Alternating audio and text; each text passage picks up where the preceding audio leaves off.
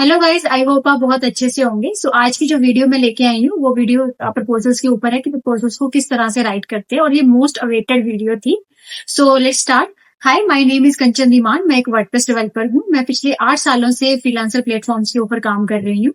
आज की वीडियो में मैं आप लोगों को ये बताने जा रही हूँ कि किस तरह से हम प्रपोजल को राइट करते हैं, और किस तरह से हम प्रपोजल्स को, कौन से वाले क्लाइंट्स को हम प्रपोजल को भेजते हैं। जो कि आपकी हेल्प करेंगे बिड्स करने में और क्लाइंट को गेट करने में। Let's start. हाँ जी, तो स्टार्ट करते हैं। तो जैसे कि आप लोग यहाँ पे देख रहे हो कि मैं यहाँ पे सबसे पहले कनेक्ट बाय करने लगी हूँ, क्योंकि कनेक्ट्स के बिना हम लोग किसी भी जॉब के ऊपर अप्लाई नहीं कर सकते हैं। तो जैसे कि हालांकि मेरे इसमें 11 कनेक्ट थे, बट तब भी मैं कनेक्ट्स लेना चाह रही हूँ यहाँ पे। तो मैंने कनेक्ट्स यहाँ पे वाले उसमें गई हूँ, एंड देन यहाँ पे जितना भी आपका बजट है आप उस हिसाब से कनेक्ट्स को बाय कर सकते हो।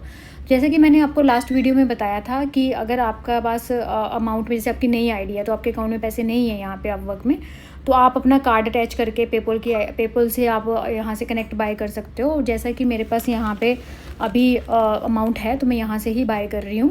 तो जैसे मैं यहाँ पे बाय करती हूँ तो यहाँ पे जो कनेक्ट हिस्ट्री है वो मेरी जो कनेक्ट का अमाउंट है, सॉरी, वो मेरा यहाँ पे अपडेट हो गया है।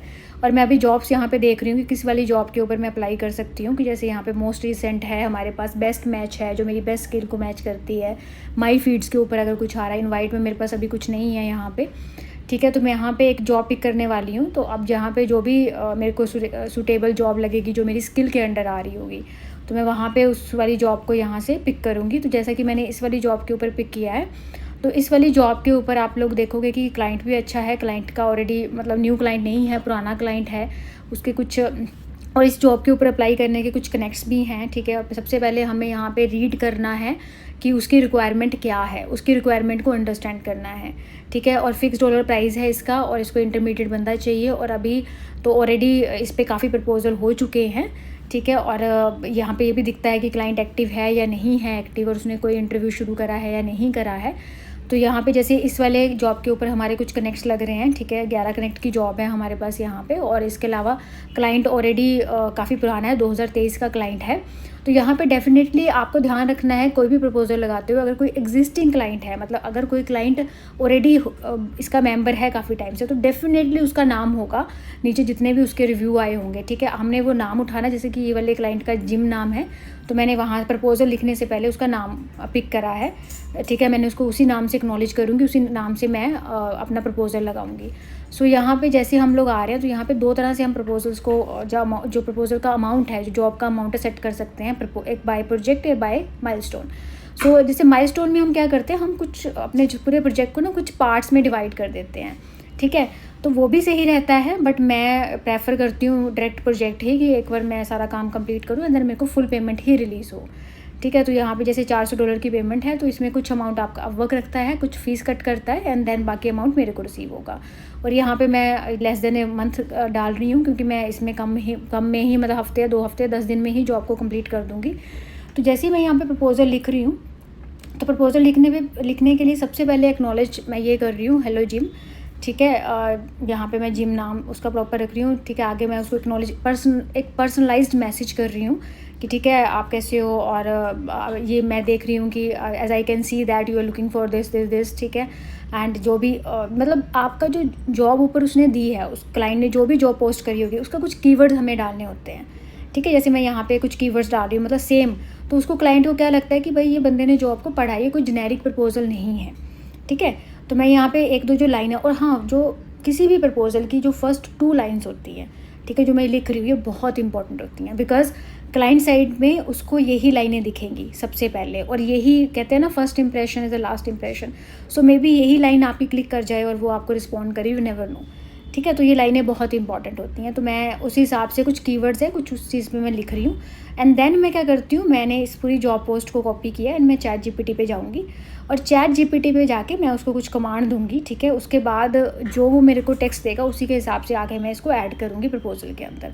तो जैसे मैंने यहाँ पे पेस्ट किया इसको, एंड देन मैंने वो लिखा कि मेरे को short, personalised and no AI look चाहिए। आप कुछ भी कमांड दे सकते हो कि अपवर्क विनिंग प्रपोजल चाहिए, कुछ भी चाहिए। ठीक है, मेरे को नोट एआई लुक नहीं चाहिए। तो इसने एक मेरे को ये टेक्स्ट बना के दे दिया है। तो यही मैं यहाँ से कॉपी पेस्ट करूँगी, एंड देन कॉपी पेस्ट करने के बाद मैं जो प्रपोजल मेरा लगा रही हूँ, मैं उसके अंदर मैं इस चीज़ को लगाऊंगी। ठीक है, तो ये चीज़ें जैसे ही हैं, मैं अपने प्रपोजल में इसको लगा रही हूँ यहाँ पे, ठीक है, जैसे आप लोग देख रहे हो। और हाँ, प्रपोज़ल में ये चीज़ें तो ठीक है, लेकिन सबसे इम्पॉर्टेंट चीज़ आपको अपने वर्क सैम्पल्स देने होते हैं, वो बहुत ही ज़्यादा इम्पॉर्टेंट है, ठीक है। अगर कोई भी वर्क सैम्पल आप कोई रिलेटेड जॉब के देते हो, कोई बीएनबी है, ठीक है, आप कोई बीएनबी के रिलेटेड देते हो, या सपोज़ किसी की प्लम्बरिंग की रिक्वायरमेंट है, तो आप प्लम्बरिंग के रिलेटेड जो भी आपने वेबसाइट्स पे काम किया उसके रिलेटेड देते हो, तो आपके चांसेस ज़्यादा हो जाते हैं क्लाइंट का रिप्लाई आने के, बिकॉज क्लाइंट को लगता है कि इसने तो ऑलरेडी काम किया हुआ है, तो ये बंदा सही है या बंदी सही है ये काम करने के लिए, ठीक है। तो मैंने यहाँ पे कुछ अपने डेमोज़ मैंने रखे हुए हैं, ठीक है, ऑलरेडी, और वहाँ पे मैं यहाँ पे सीधा वहाँ से उसको कॉपी पेस्ट कर रही हूँ।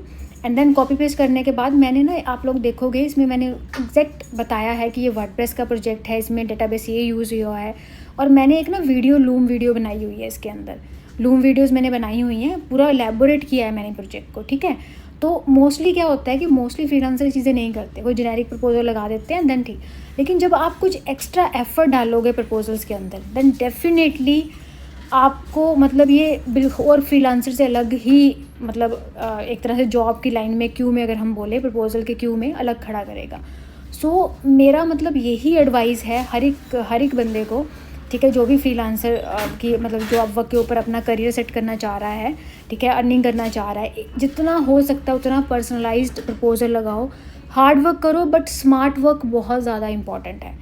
स्मार्ट वर्क करोगे डेफिनेटली आपको क्लाइंट का रिस्पॉन्ड आएगा। सबसे इम्पॉर्टेंट ये चीज़ें आपको करनी होती हैं, ठीक है, आप जितना एलेबोरेट कर सकते हो उतना करो। और हाँ, मोस्ट इम्पॉर्टेंट चीज़, आपको अपने प्रपोजल के एंड में एक CTA लगाना है। CTA means call to action, कि let's connect over a call और चैट फॉर फर्दर डिस्कशन, क्योंकि इससे क्लाइंट को ये लगता है कि यार ये एक ना मतलब एक तरह CTA होता है कि एक इंस्टेंट एक्शन हो गया ना, वो चीज़ होती है, ठीक है। आप लोग जैसे यहाँ पे देख रहे हो, मैं इस पहले प्रपोजल को नहीं लगाने वाली बिकॉज ऑलरेडी यहाँ पे बहुत ज़्यादा कनेक्ट्स हो गए हैं। मैं हमेशा ट्राई करती हूँ कि अगर कनेक्ट्स मतलब मेरा फर्स्ट ही बूस्ट होकर प्रपोजल भी मेरा फर्स्ट या सेकंड या थर्ड या फोर्थ प्लेस पे जाए, तो मैं यहाँ पे नहीं लगाती हूँ। जैसे ही मेरे को ऐसे कनेक्ट दिखते हैं मैं उस प्रपोजल को रहने देती हूँ।